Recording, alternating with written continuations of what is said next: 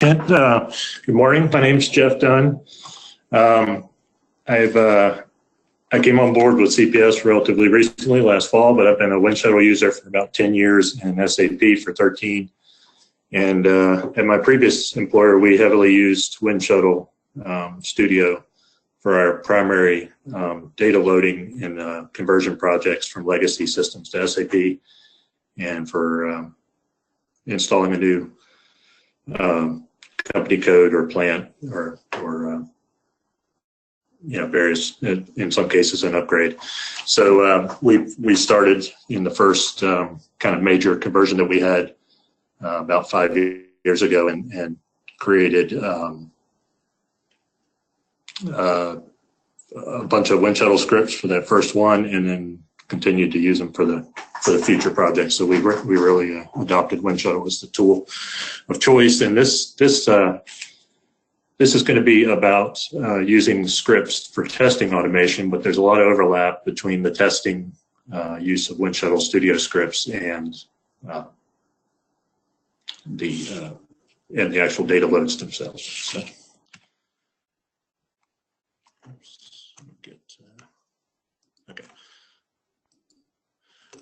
So just a little bit of logistics. You're joined in muted mode, which most of you have joined us before, so you know. We'll have a period at the end for questions, but if you have any comments or questions along the way, feel free to pop something in the chat. And Kit's going to try to monitor that for me. So what is testing automation? It's using a transaction script to execute a testing procedure rather than having a user sit there and type into each of the SAP form fields. You could use it for user acceptance testing, unit testing, or any just ad hoc testing that you want to try one screen and just see if something's changed, or if everything looks like the data will go in. So this is just an example project that you would do for a conversion project, but you can also use it for if you're doing an upgrade, HANA or whatever kind of upgrade. And then it'll just show us where the testing fits in, and then and the parallel and the subsequent data activities. So the initial plan is that you would do data cleansing, and then you would do some data loads before the integration test or the unit testing, and before the user acceptance test, which you see here. And I guess those are weeks, but week 10 and week 14. So you need to you sort of work backwards. You would need to have enough time before your user acceptance test to load data.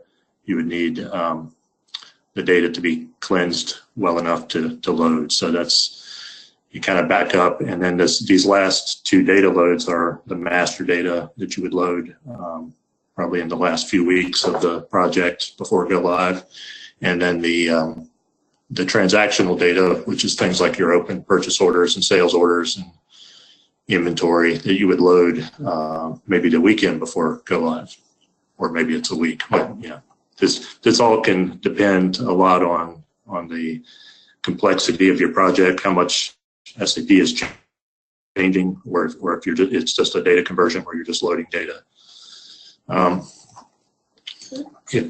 So in some cases you may not have much configuration or coding going on. It's just a new site being brought online, so you're doing mostly data cleansing.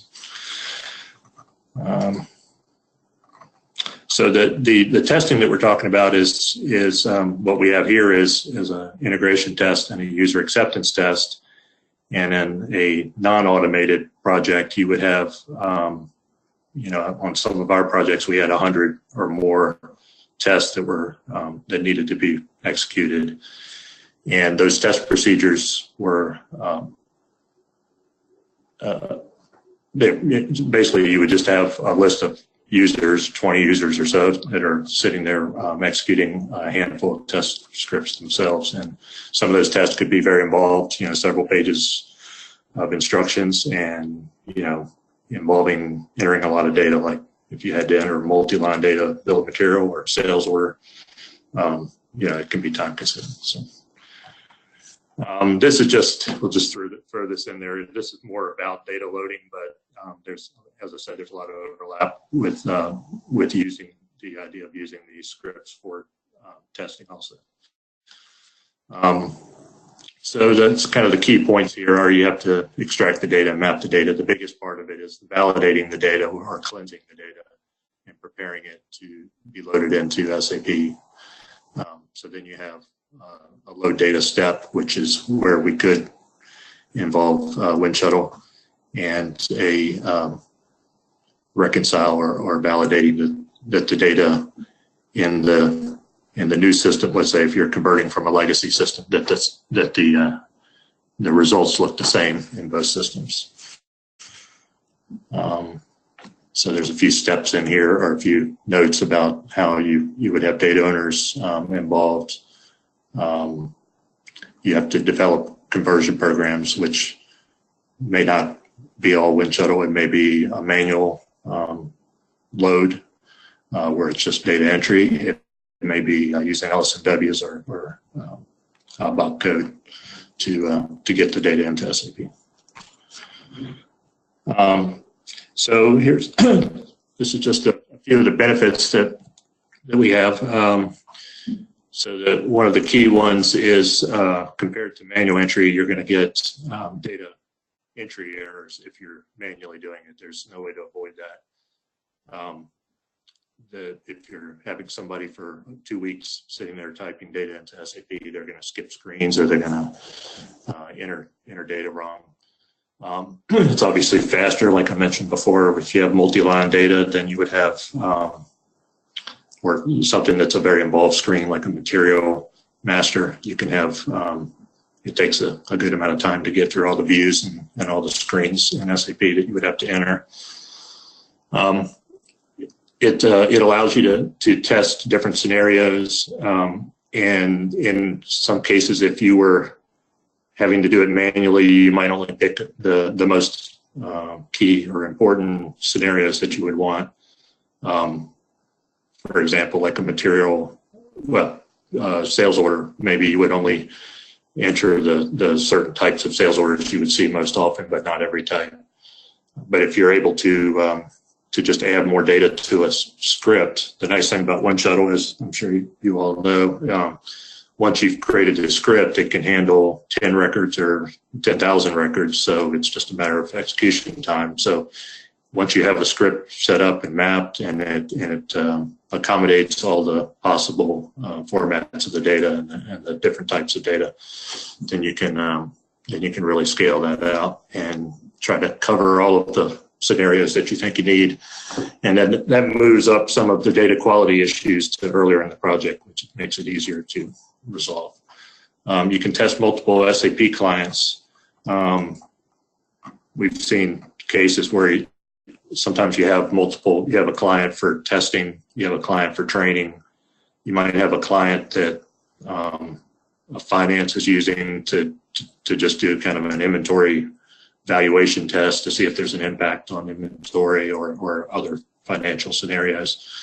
So that's so that the nice thing is that once you've loaded it to one client, and it's very easy to go and just execute those scripts on the other clients. In the past, if you had a manual user, a lot of times you just would only update the client that you wanted to have the most data in. So that makes it a little easier to see what or to use real data, for example, when you're training, if you're in a training client. And these are like QA clients or dev clients that you might have. And then the other thing that happens is that there's typically in a testing situation, you have to have the users that are early on in the process, the salespeople that are entering sales orders and quotes, and the engineers that might be entering a material master. You have to get that master data or that early sales order, purchase order type data entered before you can continue with the later tests that involve the other steps, right? For example, the people that do the invoicing are waiting until several other steps have been tested. So if you can compress that time by using a tool to load the data, then that eliminates some of the wait time. I think that's okay. A real big benefit is reuse. You can build a library out, and this is whether you're using the scripts that you have previously used for other purposes for testing or vice versa. So you can take a script that you create for testing and then maybe with a few modifications make it into one that you can use for the data loads later. You can use it for data maintenance, master data. You could use it for future projects. So once you've got a good library for the first project, and if you have a similar project in the future, you have a library to start with, and you might have 90% or more of the scripts that you need. You might just have to add a few fields here and there, or tweak the or screen that you might have to add to a transaction script. But a lot of times we found that once you've set up a material script, you're good to go until you add a SAP module or something that that previous location didn't use. So it can be complicated to the point where if you have different locations that are set up differently, then you could end up making some changes. But still, it's a large percentage is reused without touching it.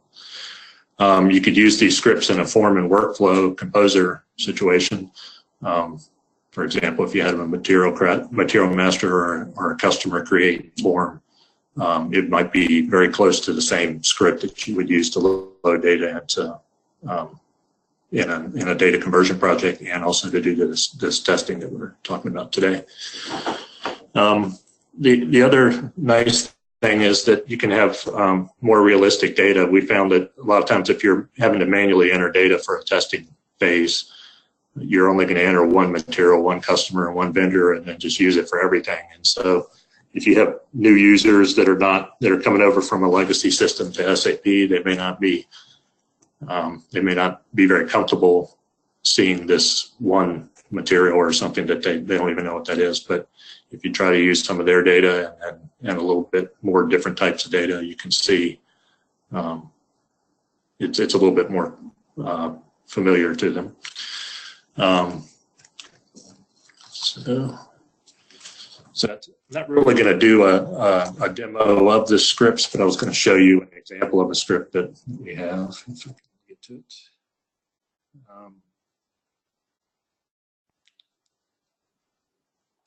So we have a procure to pay script here that it's going to create this is just a one-line PO, but you could obviously create one that does multiple lines.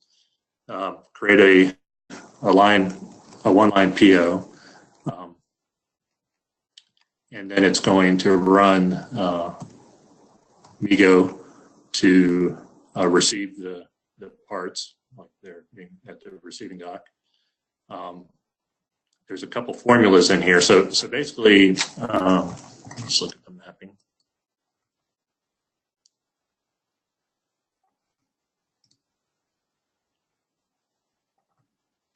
So it's getting obviously the vendor, the purchase order, the purchase group, the material data, quantity, price. Hey Jeff, we can only see your desktop background. We can't see. Oh, I'm sorry. Let me try this. I apologize about that.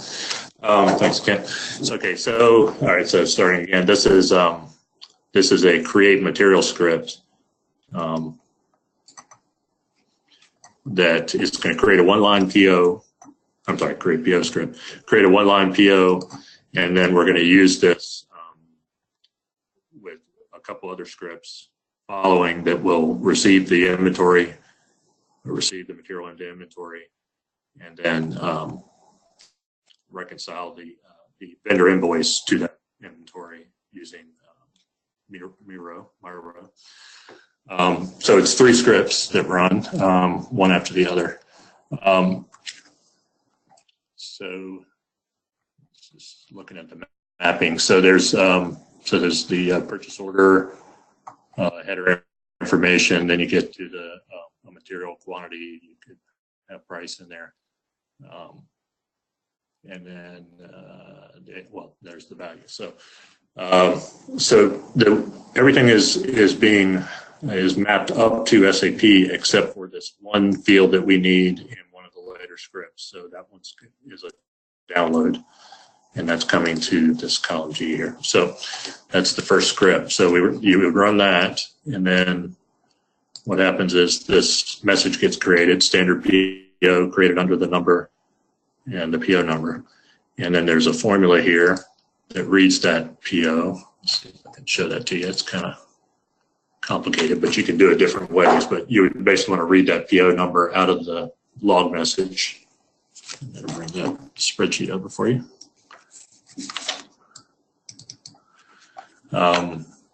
So you see the purchase order number is being read, the numeric part of the log message is being read there.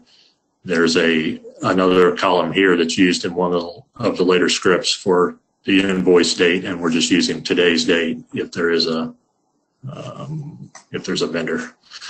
And then the net value is the one that we saw in the mapping of the script that's being downloaded. So everything else here is uploaded to the purchase order except for the net value and these other two calculations. So then if we look at the next script, so you would execute that script for however many POs you want to create.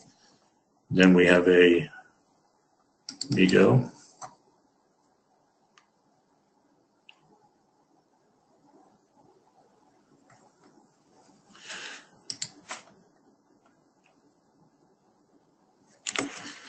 So this one is pretty straightforward. You're grabbing the purchase order number and then you're selecting the line and saying that it's good to receive that quantity. So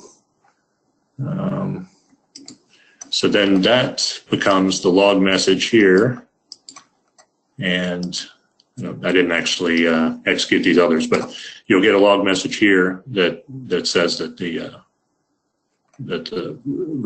material was received.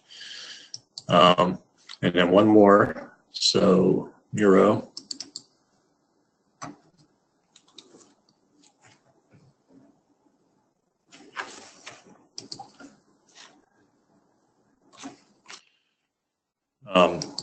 So if we look at the mapping.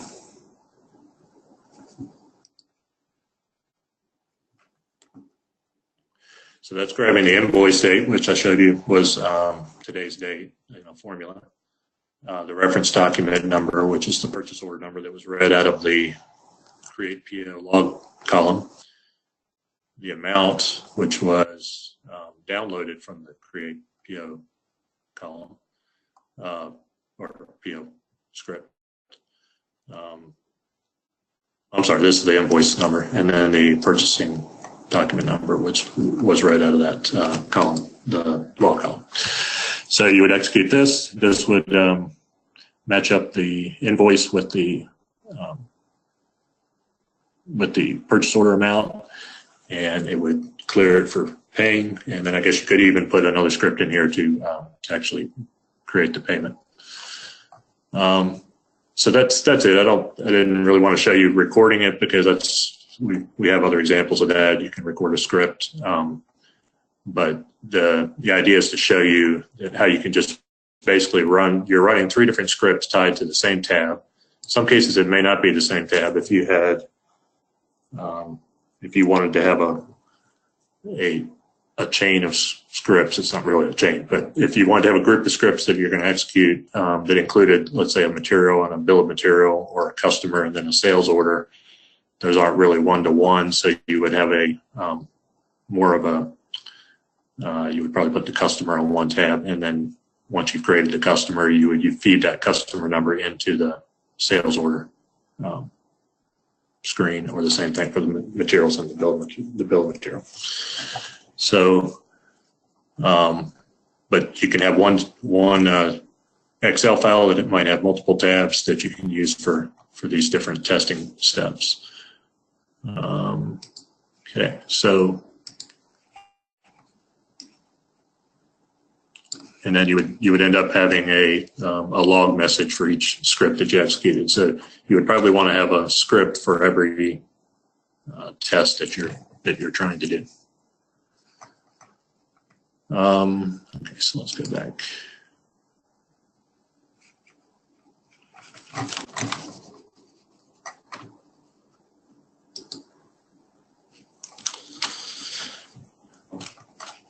So that was the demo. Not much of a demo, but okay. So just a couple tips on how you would do this. So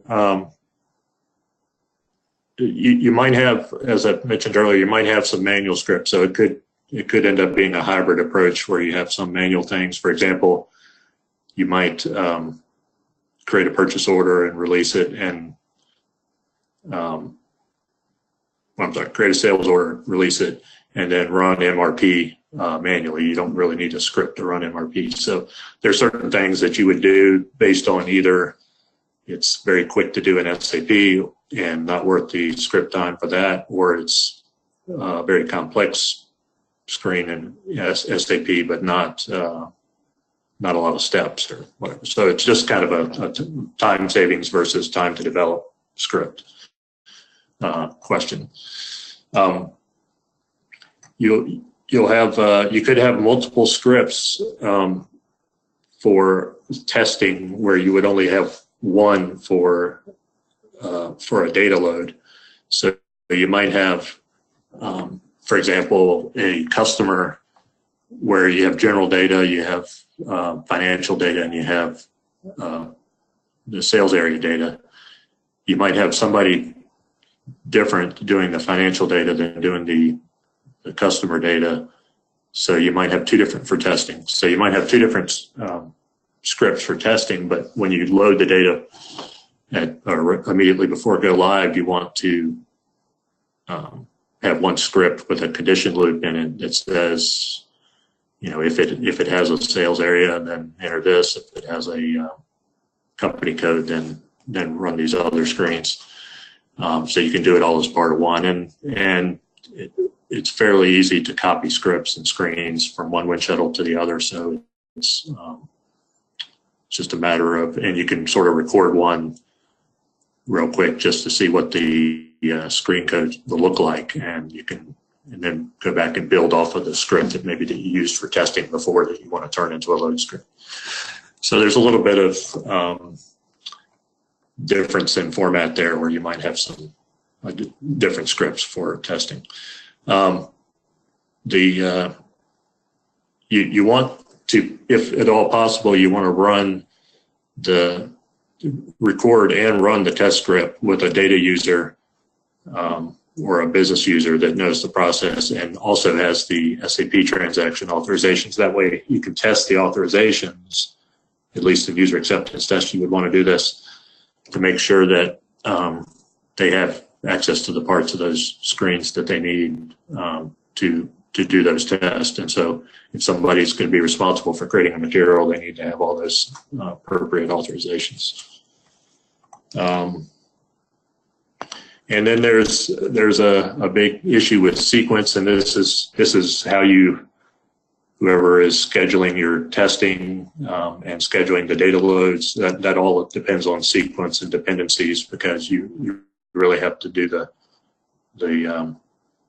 for example, you might have to create a material on a customer before you can create a sales order, and you have to create a material before you can create a bill of materials. So there are certain data items that will move towards the front of the list, and unfortunately some of those, like materials, require a lot of cleansing.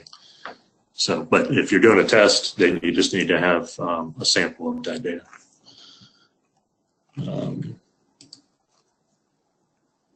So continuing on that a little bit, so the core data objects usually are at least customers, materials, and vendors, because so many things depend on those. So you really need to have your data owners and that kind of thing focused on that, and the same thing with testing when you're in a testing cycle. So this slide is really just kind of comparing or showing the overlap between testing and loading scripts. That they really have a lot of the same issues involved. So So there's dependencies for master and transactional data. There's, as we mentioned earlier, you may decide to use a different load method based on the volume of data you have and complexity of data. And you may already have some other load tools, LSMW or something, which you want to just use instead of having to replace. But one thing we found, and when we did that first project, we had a couple LSMWs. By about the third or fourth project, we had replaced those with WINSHUTTLE 2. We just didn't want to have to deal with the LSMWs. We found that people could easily work on the data files in Excel, and if you had a WINSHUTTLE tool script tied to it, then that worked out well. As I mentioned earlier, you want to have a data owner responsible for every object. They're doing the cleansing, they may be doing the loading, and that's what that last point is that if possible, you want to have others, data owners, do the loads, because if you have just a couple people that are responsible for running your WINSHUTTLE scripts, then they're going to become bottlenecks to the process, because you could have multiple teams that are trying to load data. You could have sales people and engineers and procurement people trying to load data, and they're all having to go through one or two people. It could create an issue there. So, and that's true for testing or for data loads. So that's pretty much it. Let's see if you have any questions. I don't know if you guys can't been watching, but so yeah, if anybody has any questions, we do have one.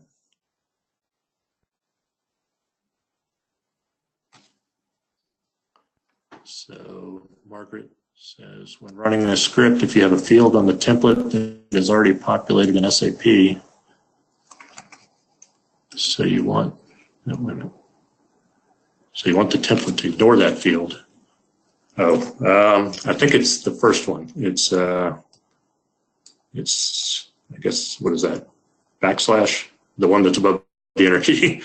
I always get those backwards, but yeah. So the way you can tell that, though. Let's go back to. So I'll repeat the question. I'll get out the studio.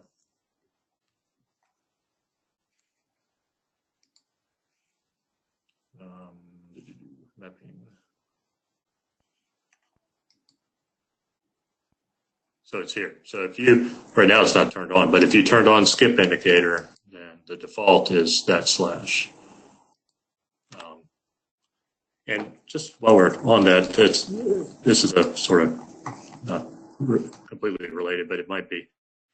If you wanted to skip a record, there's a studio option called run only unprocessed, or run not posted in version 10. One way you can use that, and I've used it a lot in data conversions, is if you want to skip certain data that somebody's still cleansing, or you know that there's issues with, you don't have some of the fields are not going to work because the material groups haven't been loaded or something. What you can do is just type in the log column. I always would do something like don't load, whatever reason. It's a duplicate material, so we don't want to load. If you have a lot of data, one thing that I would found useful was to color it a different color. You put a filter on the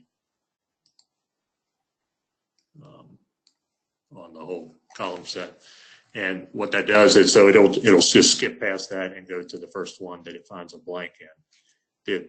Kind of one of the main reasons Studio has that feature is so that you don't run a script again if it's already, or a record again if it's already been loaded. If it's an error, then you would say run on errors. But I think this is a nice thing too, is that you can kind of flag data not to load or not to load yet until you're done, and then you can come back and filter based on that message. That's not really what you asked with the skip field indicator, but that's sort of a skip record indicator. So let's get back to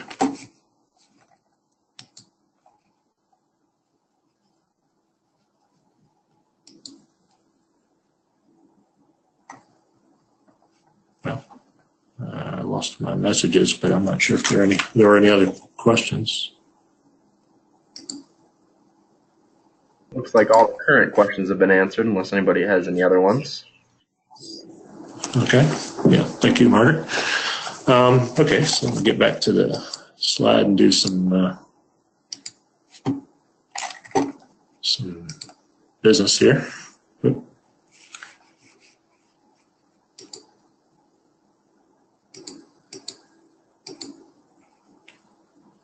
Apologize for that.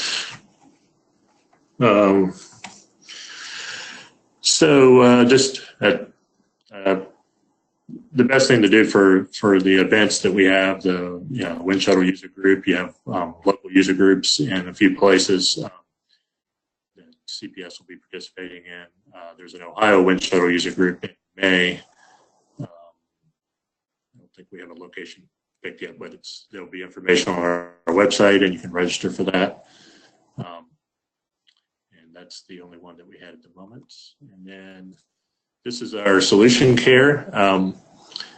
So there's basically a lot of you guys have noticed the names. A lot of you are solution care customers, so you know about this. But this is the services that we do. We can help with either composer solutions or studio, help you write scripts, kind of coaching or fixing something that's not working, and just developing scripts if you need things, forms. And then this is some contact information on how to get to us. So we have the Clear Process website, and the email is probably the best way. So appreciate everybody joining. And if there's no other questions, then we'll look forward to seeing you next time, and have a great day. Thanks.